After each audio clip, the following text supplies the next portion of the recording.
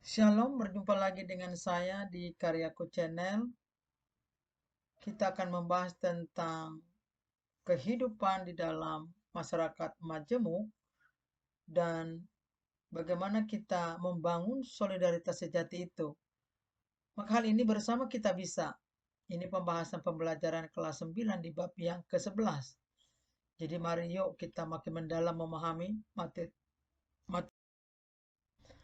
Kalau kita melihat tembok-tembok ini berarti kita sedang membangun suatu batasan bagi orang lain. Dari tembok ini, pemisah menjadi jembatan penghubung. Di dunia yang penuh keperbedaan, kita sering tergoda untuk membangun tembok, prasangka, dan pemisah.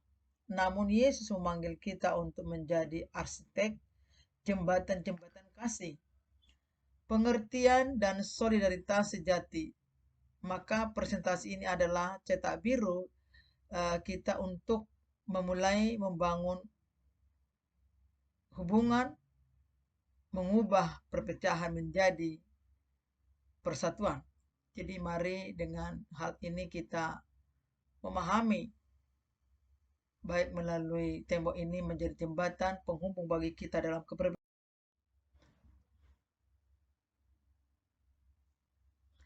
Maka di sini ada 4 pilar pondasi yang kokoh yang manakala perlu kita pelajari di dalam kehidupan ini supaya kita sebagai pelajar Kristen yang manakala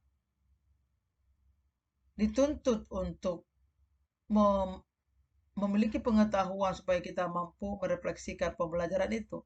Yang pertama adalah kasih tanpa batas. Titik berangkatnya pondasi solidaritas. Jadi mari kita mewujudkan kasih itu di dalam kehidupan kita, bukan hanya pengetahuan saja, tetapi setelah kita mendapatkan pengetahuan, maka pengetahuan itu harus mampu kita refleksikan. Yang kedua, ragam sebagai anugerah. Keberagaman itu adalah anugerah. Dan yang ketiga adalah bagaimana ciri dalam perbuatan atau interaksi dalam perbuatan. Yang pilar keempat adalah merangkul bukan menghakimi. Konstruksi kita akan terdiri dari 4 pilar utama yang diajarkan dan diteladani oleh Yesus.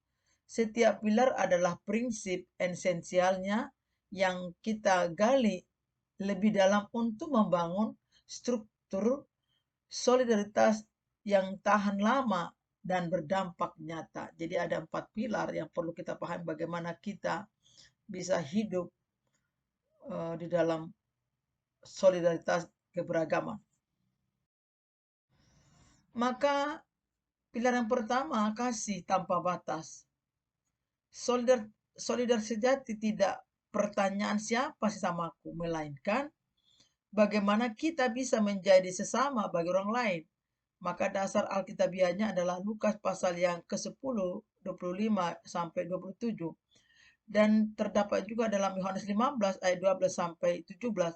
Jelas-jelas ini Tuhan mengajarkan bagi kita untuk mengerti tentang kasih dan mengaplikasikan kasih itu bagi sesama. Mengasihi seperti diri sendiri bukanlah perasaan, melainkan tindakan nyata. Ini adalah keputusan aktif untuk menolong, menghormati dan peduli tanpa memandang latar belakang agama, suku atau status sosial. Setiap orang adalah sesama yang wajib kita kasihi. Jadi jelas sekali ajaran Tuhan bagi kita. Maka kita berbahagia sebagai pengikut Kristus. Pilar yang kedua adalah ragam sebagai anugerah. Kita tahu ya, pelangi itu memiliki beberapa warna. Ketika dipadu, maka terlihatlah indah. Sama dengan benang yang kusut ini. Nampaknya aja kusut ketika dirakit menjadi satu kesatuan karya, maka kelihatannya indah. Perbedaan bukanlah pemisah, melainkan kekayaan yang dikaruniakan Allah untuk memperindah kehidupan bersama. Dasar Alkitabiahnya adalah prinsip diambil dari 7 tujuan pembelajaran ini. Pandangan eksklusifme yang sempit adalah penghalang utama untuk memenuhi amanat agung Kristus, menjadi saksinya. Berarti secara aktif meruntuhkan tembok prasangka dan merayakan keunikan setiap individu sebagai bagian dari mozaik ciptaan Tuhan yang indah. Jadi perlu kita pahami, keberagaman itu adalah anugerah unik tapi indah. Maka di dalam keperbedaan, mari kita tetap megang prinsip bahwa indah itu dalam keberagaman itu indah asal kita saling menghargai. Maka pilar yang ketiga adalah iman dalam perbuatan. Maka pemahaman satu tokoh Kay Principli memahami teologi dan firman Tuhan tidak ada artinya jika kita diwujudkan dalam praktek. Maka praktek hidup nyata bagian bagi sesama. Dalam Alkitabiahnya Matius 5, 17-19 dan juga Matius 23 ayat yang ketiga. Yesus tidak meniadakan hukum Taurat. Ia menggenapinya melalui kasih. Demikian pula iman kita harus memiliki tangan dan kaki. Maka terlihat dalam cara kita memperlakukan, menolong dan membangun orang lain. Seperti hati, bukan hanya dalam pengetahuan yang kita miliki.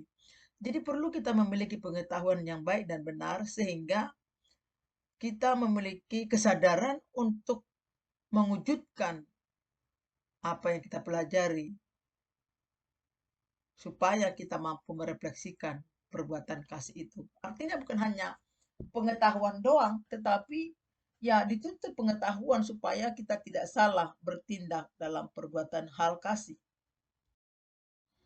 Maka pilar yang keempat adalah merangkul bukan menghakimi. Pengakuan Kay adalah solidaritas sejati memberi ruang bagi pertobatan dan pertumbuhan, bukan memberi label dan vonis yang mematikan. Alkitab berkata prinsip diambil dari tujuan pembelajaran yang keempat ini. Meneladani Yesus berarti menunjukkan perilaku yang tidak menghakimi orang yang berdosa. Ia tidak mentolerir dosa, tetapi ia selalu mengasihi pendosanya. Mengasihi pendosanya, misi kita adalah menjadi saluran anugerah dan kesempatan kedua, sama seperti yang telah kita terima. Jadi ketika kita tahu ada orang yang melakukan dosa, mari kita merangkulnya, bukan menghakimi.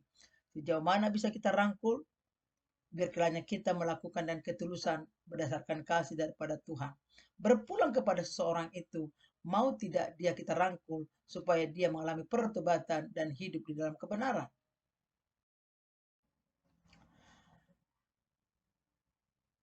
Jembatan solidaritas telah berdiri kokoh. Keempat pilar ini, kasih tanpa batas, ragam sebagai anugerah. Iman adalah perbuatan dan merangkul bukan menghakimi. Bukanlah konsep terpisah. Mereka adalah satu kesatuan pondasi yang saling mengunci dan menguatkan, mampu menopang jembatan tersebut yang menghubungkan kita dengan dunia di sekitar kita. Jadi keempat pilar itu tidak berdiri sendiri. Artinya satu kesatuan pilar itu saling berkaitan dan tidak dapat dipisahkan karena itu berada di dalam kehidupan sehari-hari. Dari cetak biru, mari menjadikan aksi nyata. Ini penugasan para peserta siswa yang akan memberikan penugasannya. Ya, konsep-konsep ini akan dihidupkan melalui lembar kerja peserta didik yang dirancang khusus untuk para peserta. Tujuannya bukan sekedar transfer informasi, melainkan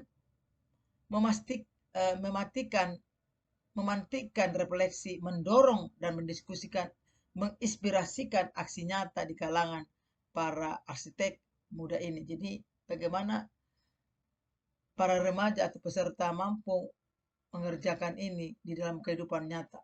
Maka ada desain visual yang menarik bagaimana mereka bisa membuat karya, bagaimana mengerjakan penugasan-penugasan di dalam pembelajaran. Studi kasus yang relevan. Ya, kita memberikan kepada mereka penugasan kasus yang relevan di dalam kehidupan, bagaimana mereka saling membangun. Dan juga pertanyaan pemantik yang reflektif bagi mereka supaya lebih memahami akan pembelajaran yang mereka sedang berlangsung di pelajaran. Maka hal ini juga ada pengujian pemahaman fondasi. Nah, ini bisa dikerjakan peserta didik supaya lebih paham tentang pembelajaran tersebut. Anda adalah pola arsitek dalam proyek ini.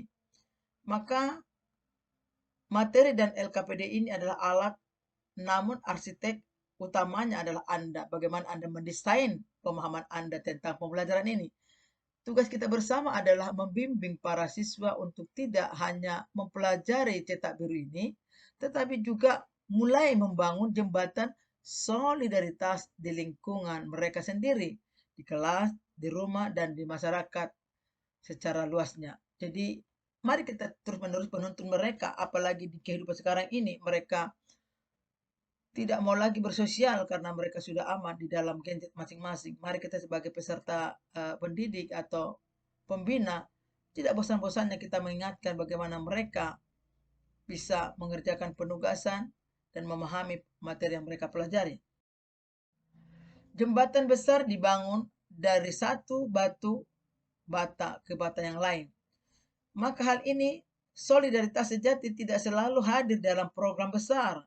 Ia lahir dari ribuan tindakan kecil sehari-hari. Contoh yang paling sederhana adalah sapaan ramah, pertolongan yang tulus, dan telinga yang mau mendengarkan.